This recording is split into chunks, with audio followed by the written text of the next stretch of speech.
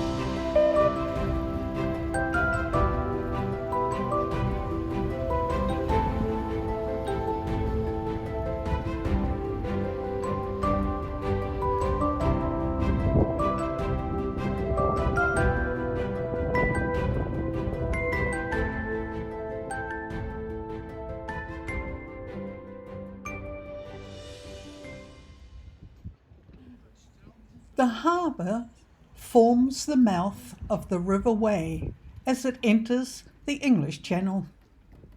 The original Roman port at Radipole to the north was lost to silting, forming Radipole Lake, and the current harbour further downstream, lying between Weymouth Old Town and Malcolm Regis, started to develop in the 12th and 13th centuries.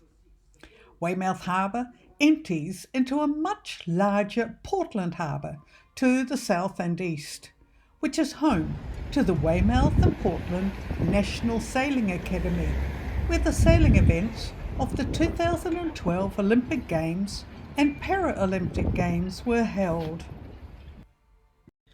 All along the walkway, there were information boards depicting the history of this beautiful place.